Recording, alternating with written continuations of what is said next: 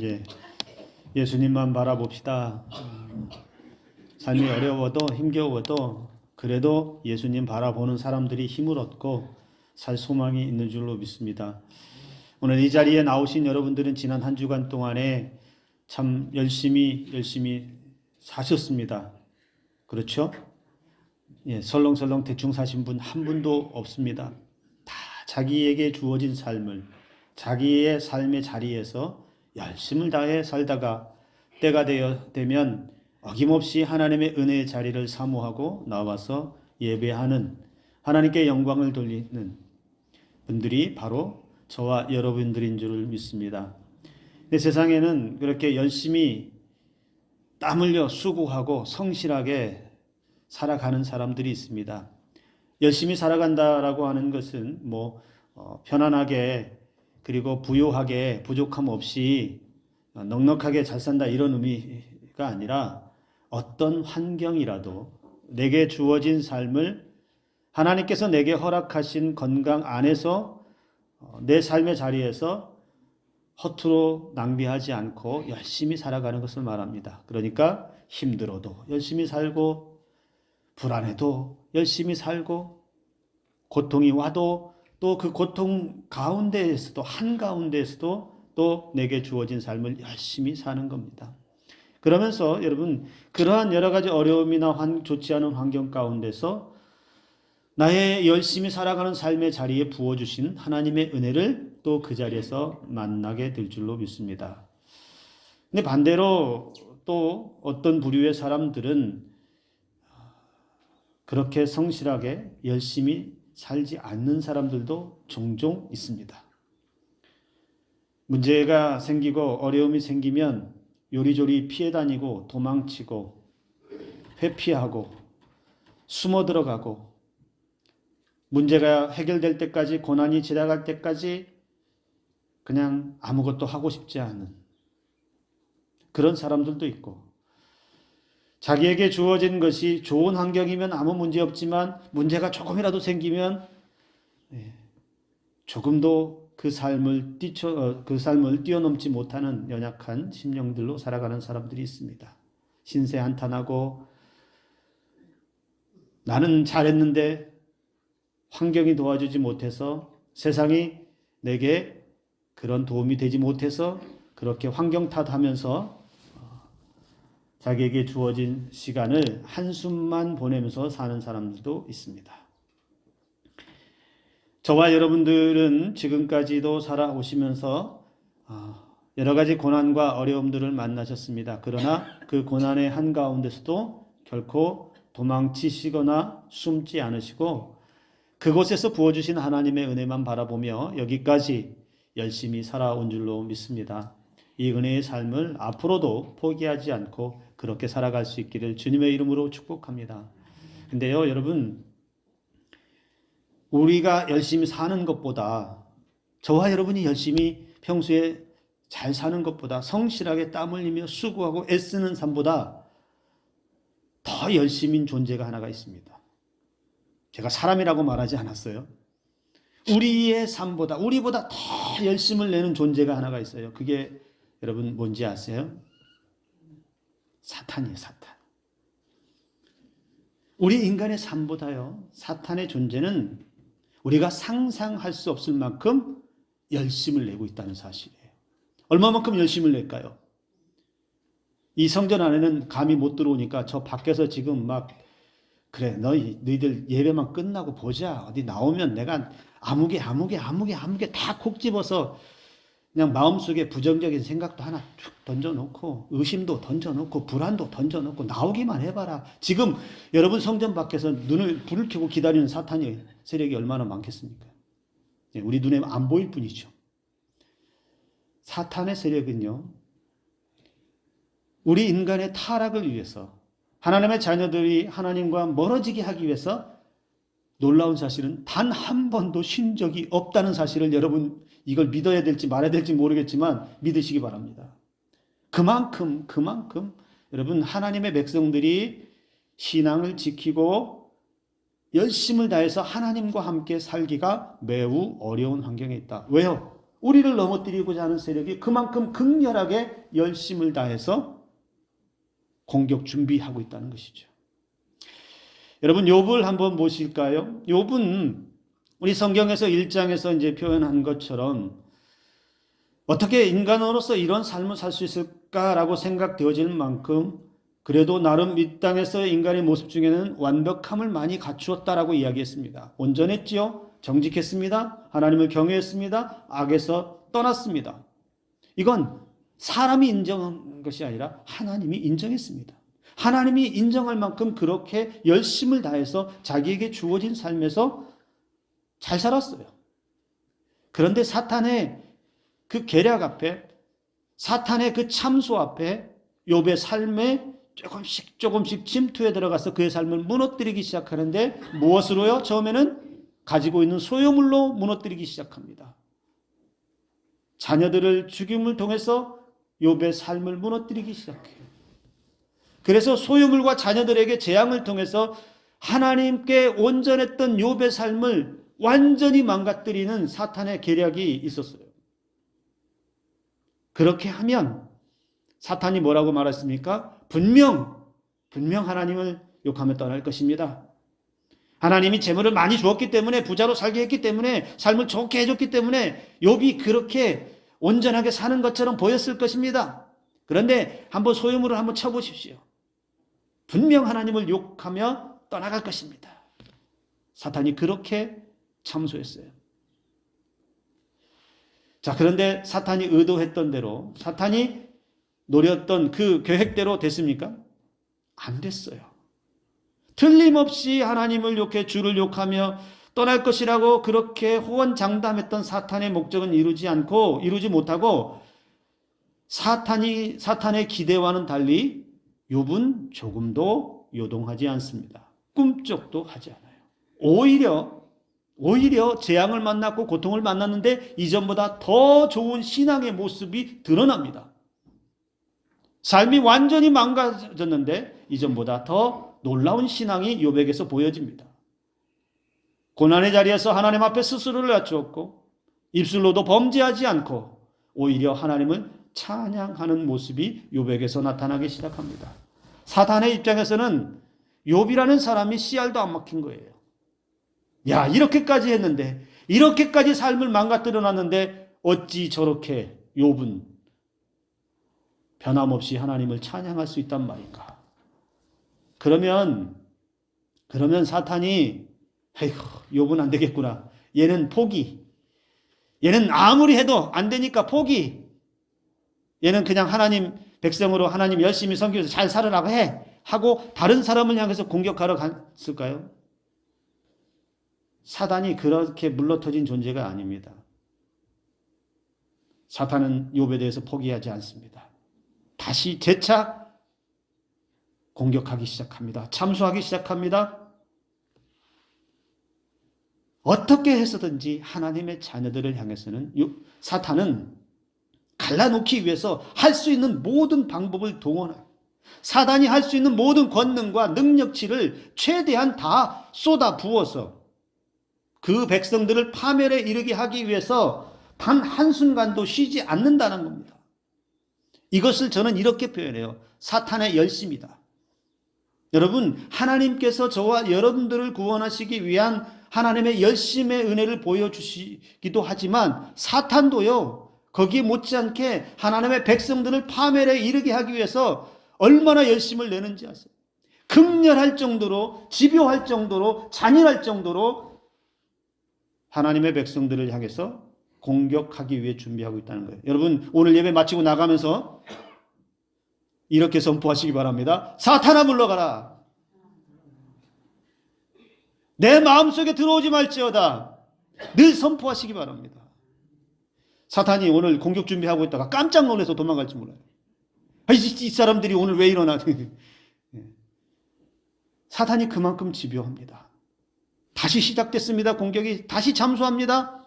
하나님을 향해서 다시 나아갔습니다. 근데 하나님께서 뭐라고 얘기합니까? 처음에 욥을 다시 인정해요. 다시. 네가 나를 충동해서 까닭없이 그를 치게 하였어도 여전히 그가 자기 온전함을 지키고 있다. 봤냐? 사탄아, 봤냐? 네가 그렇게 악한 음모를 꾸며서 까닭없이 욥의 재산을 치게 하고 소유물을 치게 하고 고통을 주었는데 욥 봤냐? 아직도 여전히 그대로 온전함을 잘 지키고 있다. 그게 욥이다. 하나님이 이전보다 더 욥을 칭찬해요. 사탄 앞에서 자랑하고 있어요. 그런데 사탄이 뭐라고 말합니까? 가죽으로 가죽을 바꾸오니 사람이 그의 모든 소유물로 자기의 생명을 바꾸었지라. 첫 번째 시험을 줄 때에는 하나님께서 뭘 제한을 하셨냐면, 뭘 금지하셨냐면, 욥에게는 손대지 말아라. 소유물은 네가 다 건드려서 어떻게 하든지 네가 알아서 해. 그러나 욥은 건들지 말아라. 그의 몸은 건들지 말아라 라고 했어요. 근데 이 두 번째 시험 가운데 하나님이 칭찬하니까 뭐라고 얘기하냐면 이제 사단의 노림수가 뭔지를 드러내요. 그의 생명을 건들고자 하는 음모가 드러납니다. 그래서 5절에 말합니다. 주의 손을 펴서 그의 뼈와 살을 치소서. 그의 뼈와 살을 치소서. 그리하시면 틀림없이 주를 향하여 욕하지 않겠나이까? 여러분, 사단이 얼마나 집요한지 알 수 있겠죠. 처음에 시험 때에는 욥의 몸조차 해하지 못하도록 막으셨어요. 그건 허락하지 않으셨어요. 그런데 그것마저도 사단이 집요하게 파고들어서 에이, 하나님 아직 살만하잖아요. 몸은 건강하잖아요. 아직 몸은 건강하게 살만하니까 에이, 그렇게 할 수 있지요. 그런데 하나님, 욥 한번 몸에 질병 한번 줘보세요. 한번 죽을 만큼 고통을 한번 줘보세요. 아니면 그의 생명이 정말로 당장 죽을 것처럼 그런 생명의 위기를 한번 줘보세요. 욥도요, 별 수 없어요. 하나님 욕할 거예요. 틀림없이 욕할 겁니다.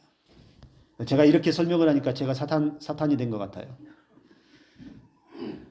여러분, 사탄이 얼마나 간교한지 저보다 더 간교해요. 저는 아무것도 아니에요. 하나님을 향해서 그렇게 간교하게 공격하기 시작하니까 여러분, 사단이 얼마나 집요할 정도로 욥을 통해서, 욥의 신앙을 무너뜨림을 통해서 하나님의 자녀에게 고통을 주고자 하는지 잘 드러나죠. 여러분, 우리가 기억해야 합니다. 우리도 시험을 만날 때 많지요. 어려움 당할 때 많지요. 고난이 찾아왔다가도 이겨낼 때가 있습니다. 고난의 문제가, 삶의 어려움의 문제가 해결될 때가 있어요. 그런데 문제가 해결됐다고 해서 끝! 다시는 고난이 안 오는 것이냐? 아니요. 또 찾아온다는 거예요. 물론 내 죄와 내 허물 때문에도 고난을 만날 수 있지만 하나님의 백성들은 늘 사단에게 노출되어 있어요. 언제라도 나를 공격할 사단의 세력은 밤이나 낮이나 그것들은 잠도 안 자는 것 같아요. 공격 준비, 참소하고, 거짓말하고, 이간질하고, 속이고, 그래서 우리를 어떻게 쓰든지 하나님을 의심하게 하고, 하나님이 없다라고 부인하게 만들고, 하나님과 관계를 깨뜨려서 하나님과 점점점 멀어지게 해서 결국에는 우리의 인생을 파멸로 몰아가기 위해서 사탄의 세력은 고난 하나 끝났다고 해도 그 다음에 또 다른 고난을 준비하고 또 다른 고난을 준비하고 또 다른 고난을 준비하고 계속 공격. 우리는 사탄의 타겟이 되어서 쉼 없이 영적으로 공격을 당하는 사람들입니다. 물질로요, 인간관계로요, 실패와 낙심으로, 불안과 두려움으로요, 우울함으로요, 거짓말로요. 사단의 세력이 능력이 있어요. 그만큼 우리가 방심하면 언제든 무너질 수 있다는 것입니다. 하나님의 자녀들은 그래서 그 사단의 공격에 맞서서 이기기 위해서 할 수 있는 것이 무엇이에요? 우리가 사단의 세력 앞에서 당당하게 맞서서 이겨서 싸워서 승리를 할 수 있는 비결이 어디에 있습니까? 왜 우리가 매일같이 예배를 드리라고 말하고 기도하라고 말하고 찬송하라고 말하고 복음을 위해서 선교하고 구제하는 일들, 예수 그리스도의 은혜를 나타내라고 말할까요? 이러한 모든 것들이 다 사단의 어떤 공격이 와도 이길 수 있는 강력한 무기가 되기 때문에 그렇습니다. 사단이 모든 하나님의 백성들을 공격할 수 있는데 공격이 안 되는 하나님의 백성이 누구냐? 그 사람 속에 하나님의 말씀이 가득 들어 있거나 그 사람 마음속에, 그 사람의 입술 속에 찬송이 흘러 넘치는 사람이다. 낮이나 밤이나 공격 준비하고 있는 세력 앞에서 낮이나 밤이나 예수 생각, 예수님만 바라보면서 그 은혜를 간구하고 있는 사람은 공격이 안 먹힌다는 거예요. 즉 신앙으로 단단해져 있는 사람들, 신앙으로만 말할 수 있고 말씀으로 삶을 해석할 수 있고 말씀으로 모든 문제를 들여다볼 수 있고 말씀으로 나아가야 할 길을 알 수 있고 깨달을 수 있는 사람만이 사단의 세력 앞에 공격을 이길 수 있다는 것입니다. 우리가 쉬지 않고 신앙의 길을 걸어야 하는 이유가 분명합니다. 여러분, 그리스도인들은, 신앙의 사람들은 그래서 여러분 어떤 모양을 갖추었다 하더라도 결단코 물렁하면 안 됩니다. 만만하게 보이면 안 돼요. 사단의 세력이 만만하게 보고 아무 때나 공격해도 되는 정말 밥과 같은 존재가 돼서는 안 돼요. 저건 내 밥이다라고 사단이 생각하기 시작하면 그때부터는 걷잡을 수 없는 공격에 휘말려서 우리의 삶이 엉망이 될 거예요. 욥에게도 그렇게 했어요. 소유물을 치고 재산을 치고 그것도 부족해서 안 되니 그의 생명까지도 위협하는 고통을 가져다 주기 시작했다는 것입니다. 하나님께서 물론 허락하셨습니다. 그의 몸에 손 대도 좋다. 그러나 생명은 해하지 말아라. 사실 저는요, 사단의 원래 목적은 죽이는 것까지 아니었을까. 그렇게 고통받다가 하나님이 없는 것처럼 하나님을 욕하다가 생명이 끝나는 걸 노리지 않았을까라는 생각도 해봐요. 하나님을 잘 믿어온 사람이 마지막 죽음의 고통 앞에서, 죽음의 위기 앞에서는 하나님을 욕하고 돌아서서 하나님과 완전히 등 돌리고 나서 그렇게 생명은 그냥 끝나기를 사단이 노렸는지도 몰라요. 간혹 그런 이야기를 들을 때 있어요. 신앙생활 수십 년을 잘했다가 마지막에 질병 앞에 무너져서 하나님이 없다라고 이야기하면서 부정하고 세상을 떠나는 사람들이 가끔 이야기가 들릴 때가 있어요. 사단은 그걸 노리지 않았을까라는 생각을 합니다. 그런데 하나님이 사단의 그 계략을, 그 계획을 정확히 알았어요. 생명에는 손대지 말아라. 생명은 죽이는 것까지는 너 하지 말아라 라고 하나님께서 말씀하십니다. 그러니 사단이 신이 나서 가서 욥을 건들기 시작했어요. 7절의 말씀을 보니까 그의 발바닥에서 정수리까지 종기가 나게 한지라. 여기 이 종기라고 하는 것이 정확하게 어떤 것인지 해석하기는 여러분 좀 쉽지는 않습니다. 그러나 추정해 볼 수 있는 건 여러분, 히스기야 왕도 병들어 죽게 되었을 때 이 종기가 있었다는 기록이 있습니다. 그런데 이 종기는 굉장히 악성 종기여서 그 사람의 머리부터 발끝까지 매우 고통스럽게 하는, 밤에 잠도 못 자게 하는 그러한 중병이었을 거라는 것을 상상해 볼 수 있습니다. 충분히 그렇게 생각할 수 있습니다. 그래서 여러분, 욥이 머리부터 발끝까지 질병이 찾아왔을 때 욥이 할 수 있는 게 아무것도 없어요. 약을 쓸 수 있는 것도 없고요. 그 질병을 낫게 하기 위해서 욥이 할 수 있는 건 뭐였습니까? 질그릇, 제 가운데 앉아서 질그릇 조각을 가져다가 몸을 긋고 있었어요. 얼마나 고통스러웠으면 질그릇 조각을 가지고 몸을 긁는 것, 그거 외에는 할 것이 없어요. 우리의 몸에서 그러한 고통이 있다면 우리는 어떻게 하겠습니까?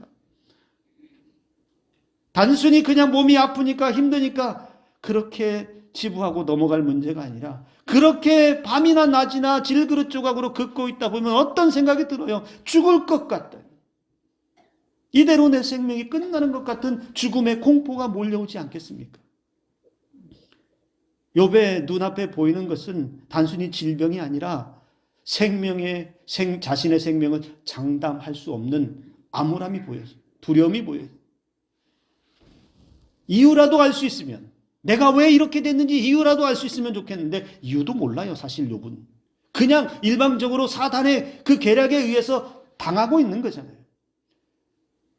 굳이 이유를 하나 말하라고 하면 이거지요. 욥이 하나님 앞에 온전하고 정직했고 하나님을 경외했고 악에서 떠난 신앙과 삶을 살았기 때문에, 그렇게 하나님 편에 하나님이 인정할 만큼 삶과 신앙에서 완전했기 때문에, 온전했기 때문에 사단으로부터 고통을 당하는 것이다 라고 말할 수 있습니다. 그런데 이 생명의 위협 앞에 욥의 반응, 여러분 다시 한번 보세요. 1장에서도 나타났지만 12장의 10절에서도 다시 나타납니다. 이 모든 일에 욥이 입술로 범죄하지 않았다. 이 모든 일에, 지금 욥은 죽을 것 같아요. 죽음이 마치 내 앞에, 문턱 앞에 와 있는 것 같은 두려움이 느껴져요. 몸은 고통스러워서 잠 못 이루는 날이 그렇게 계속되고 있는데 욥은 이 모든 일에 하나님을 향해서 범죄하지 않았다. 그렇게 당하고도, 몸까지 망신창이가 되고도, 죽을지 살지도 모르는 사람이 여전히 그의 온전함을 지키고 있다는 것이 놀랍지 않습니까? 욥은 지금 그 고난과 고통 앞에 도망치지 않습니다. 정면으로 맞서고 있습니다. 정면으로 맞서서 다 받아들이면서 그 자리에서 하나님 앞에 여전히 온전함을 지키고 있다는 것이죠. 이것이 진짜 신앙이라고 말할 수 있지 않겠습니까? 자기에게 주어진 삶, 회피하지 않고, 숨지 않고, 도망가지 않고 그 자리에서 고난을 맞닥뜨리고 있지만 하나님 앞에서는 여전히 범죄하지 않는, 자신의 온전한 신앙을 굳게 지키고 있는 이러한 사람이 진짜 신앙인이라고 말할 수 있다는 것이죠. 오늘 저와 여러분들에게도 이런 신앙의 은혜가 있기를 주님의 이름으로 축복합니다. 그런데 이 욥과 반대되는 사람이, 한 사람이 오늘 말씀 가운데 등장을 합니다. 욥과는 너무나 대조적인 사람, 그의 아내가 등장을 합니다. 여러분, 욥의 아내가 지금까지 살아온 삶의 모습을 추정해 보면 어떨 것 같습니까? 욥이라고 하는 사람의 가장 가까운 곳에 있었던 사람이 아내였습니다. 그와 결혼해서 자녀 낳고 욥이 살아왔던 그 모든 부유함과 그 자녀들과 편안하고 행복했던 삶을 함께 가장 가까이에서 누려왔던 사람이 누구였어요? 아내였습니다. 그런데 그 욥의 아내는 소유물이 다 사라지는 걸 봤어요. 어느 날 한순간에 흔적도 없이 사라지는 걸 봤어요. 자녀들이 한꺼번에 다 죽임당하는 걸 봤어요. 그리고 지금은 누가 보이냐? 병든 남편이 보여요. 그러니 이 욥의 아내가 욥에게 이렇게 말합니다. 당신이 그래도 하나님의 자기의 온전함을 굳게 지키느냐? 하나님을 욕하고 죽으라. 여기 잘 보세요. 하나님을 욕하고 죽으라. 이 말이 처음에 누가 의도했던 말이죠? 사탄이 의도했던 말이죠. 욥의 뼈와 살을 치면 분명히 하나님을 욕하고 떠날 것이다라고 사탄이 의도했던 거잖아요, 욥에게. 근데 지금 누가 말하고 있다는 거예요? 욥의 아내가 말하고 있다는 겁니다. 아내의 말의 요지는 이런 거예요. 여보시오, 당신이 지금까지 살아온 온전한 삶도 별거 아니다.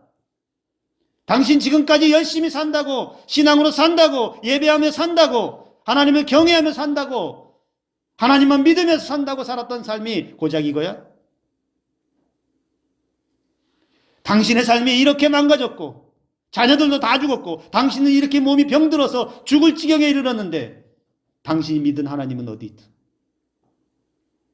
그러면서도 당신이 온전하다고? 신앙 좋다고? 삶을 잘 살았다고? 차라리 당신이 믿는 그 하나님을 욕하고 죽어라. 당신의 하나님은 안 계시다. 하나님이 계시다면 어떻게 이런 일이 일어날 수 있겠느냐? 한 번도 아니고 계속해서 어떻게 이런 일이 일어날 수 있겠느냐? 정확하게 아내는 사단이 의도한 그대로 따라가고 있어요. 사단이 노렸던 것, 사단이 공격하면서 기대했던 것을 욥의 아내가 그대로 따라가고 있다는 거예요. 이 욥의 아내가 지금까지 살면서 여러분 어떤 삶을 살았을까요?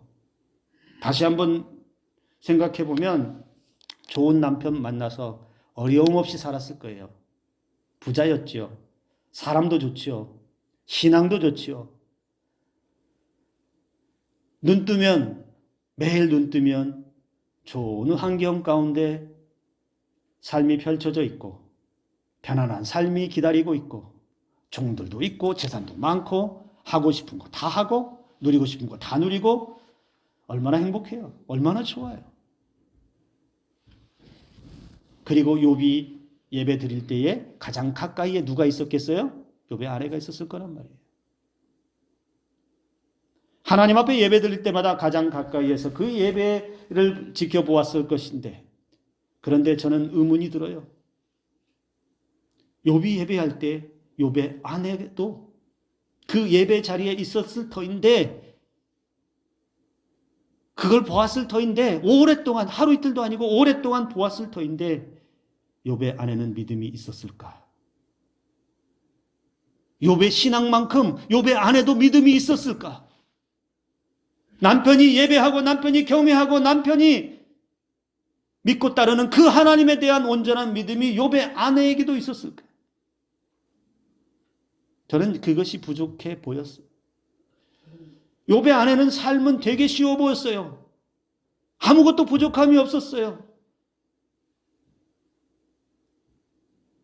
그렇기에 자기 삶에 아무런 문제가 안 일어날 것 같았어요.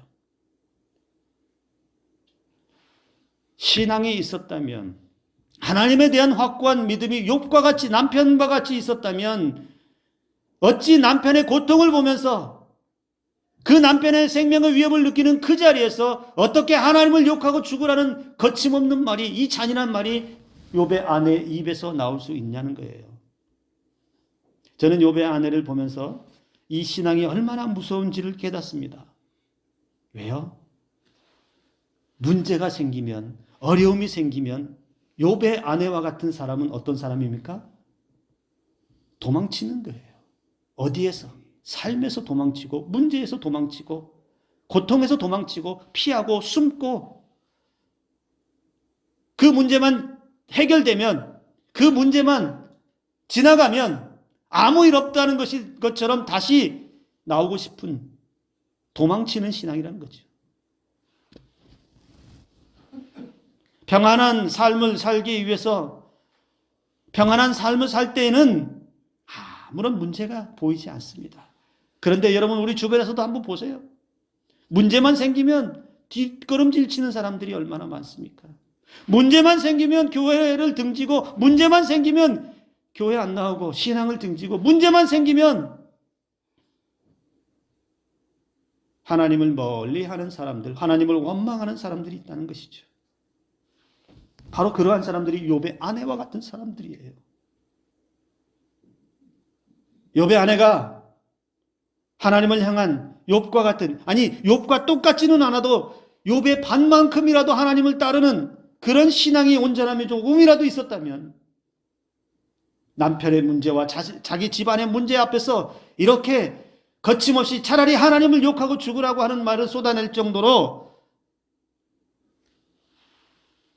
도망치는 신앙이 떨어졌을까? 당장 눈앞에 안 보이면 된다고 생각하는 사람들이 있습니다. 내 눈앞에 내가 당하는 고통이나 고난이 책임지기 싫고 맞닥뜨리고 싶고 두렵고 그러니 좀 피해 있죠. 보기 싫은 사람 잠깐 안 보면 되지. 좀 잊혀질 때까지, 좀 마음이 잠잠할 때까지. 교회 안에서도 성도들과 관계에서도 시험 들었다가도 잠깐 좀 마음이 편안해질 때까지, 내 마음이 조금 안정을 찾을 때까지 교회 좀 쉬어야지.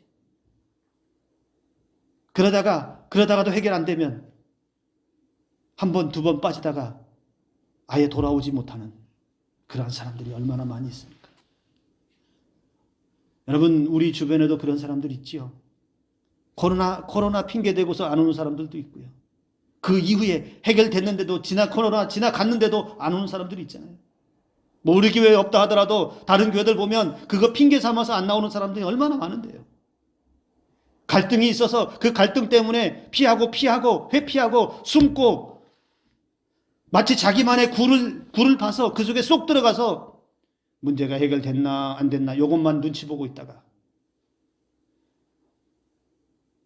삶이 좀 좋아진 것 같으면 얼굴만 쭉 내미는 그러한 사람들이 있다는 거예요. 여러분, 결단코 삶이나 신앙의 자리에서 어려움 만나고 고통을 만나도 도망치지 마시기 바랍니다. 숨지 마시기 바랍니다. 욥과 같이 그 자리에서 고난의 앞에 정면으로 맞서서 욥과 같이 고백할 수 있기를 바랍니다. 욥이 아내의 말에 뭐라고 대답합니까? 10절에 그대의 말이 한 어리석은 여자의 말 같도다. 당신 참 어리석다 이 말입니다. 우리가 하나님께 복을 받았은 즉 화도 받지 않겠느냐. 지금까지 우리가 하나님의 은혜로 살았는데 지금까지 내게 주신 것이 다 하나님의 은혜였는데 이런 고통도 하나님은 주실 수 있다. 하나님이 주시는 것이라면, 하나님이 이 고통 가운데 계시는 것이라면, 하나님께서 이 고통을 지켜보고 계신다면, 나를 지켜보고 계신다면 이 고통의 문제는 아무것도 아니다. 나는 얼마든지 도망치지 않고 맞서서 이겨내는 은혜가 내게 있다라고 하는 고백이 이 말씀 가운데 담겨 있다는 겁니다. 어리석은 여자여, 그렇게 한다고 해서 문제가 해결되지 않는다. 하나님을 욕하고 죽는다고 해서 그게 해결된 문제가 아니다. 우리의 인생의 문제는, 궁극적인 문제는 끝까지 신앙 포기하지 않고 하나님 붙들고 있어야 된다. 내 온전함, 신앙의 온전함, 하나님을 향한 순수한 믿음을 끝까지 붙들고 있는 것이 중요한 것이지, 고통스럽다고 어렵다고 하나님을 피해 도망친다고 해서 해결될 문제가 아니라는 것입니다. 오늘 저와 여러분들 기억하시기 바랍니다. 욥의 아내는 어쩌면 그렇게 생각했을 수도 있어요. 이 길이 아니면 다른 길로 가면 되지. 그리고 이보시오, 지금까지 할 만큼 다 했지 않소? 당신 열심히 살지 않았소? 이 고통 가운데 하나님께서 해준 게 뭐 있소? 신앙생활 오래 했는데 뭐 좋아진 거 있습니까? 뭐 달라진 거 있습니까? 사는 건 여전히 어렵고 힘들고 내 삶의 환경을 쫙 둘러보면 안 되는 것도 많고, 나는 오랫동안 몸이 아파서 힘든데 약을 먹어도 치료를 받아도 별 효과도 없는 것 같아서 야, 하나님이 내 기도를 들으시기나 한다냐. 그럴 때마다 마음이 무너질 때가 얼마나 많이 있습니까? 그러나 여러분, 하나님께서 우리의 아픔의 한가운데 계심을 믿으시기 바랍니다. 우리의 삶의 고난의 그 자리에 우리 주님도 함께 계심을 믿으시기 바랍니다. 사단의 세력이 아무리 공격 대세를 갖추고 우리를 둘러 진쳐도 우리 옆에 가장 가까운 곳에 주님이 계셔서 우리를 막아주시고 지켜내주시는 은혜가 있기 때문에 그나마 우리가 버티고 살아갈 수 있고, 우리가 온전함을 지키며 살아갈 때에 더 이상 마귀 사단의 세력이 공격하지 못하는 은혜가 오늘도 있다는 사실을 결코 잊지 마시길 바랍니다. 도망치지만 않으면 돼요. 뒷걸음질 치지만 않으면 돼요. 하나님 앞에서 숨지만 않으면 돼요. 당당하게 고난 앞으로 나오시기 바랍니다. 든든한 신앙 가지고 우리 주님만 바라보며 고난과 사단의 세력 앞에 정면으로 맞서서 영적 전쟁에서 승리할 준비하시기 바랍니다. 그럼 반드시 이길 줄로 믿습니다. 어떤 어려움에도 반드시 지켜야 할 한 가지, 그것은 우리의 신앙입니다. 삶이 좋아도요, 편안하도요, 행복해 보여도요, 신앙이 무너지면 전부 무너지는 것입니다. 그러나 삶이 조금 부족해도, 연약해도 믿음으로, 신앙으로 그 삶을 세워가면 그 사람은 하나님으로부터 인정받는 은혜의 삶이 펼쳐질 줄로 믿습니다. 오늘 이 시간 예배하는 저와 여러분들이 하나님 앞에서 이런 단단한 신앙, 도망치지 않고 물러서지 않고 고난 앞에서도 어떤 악한 세력 앞에서도 당당히 맞서서 예수 그리스도의 이름으로 명하노니 물러갈지어다 선포할 정도의 강하고 담대함을 가지고 살아가는 은혜가 있기를 주님의 이름으로 축복합니다. 기도합니다.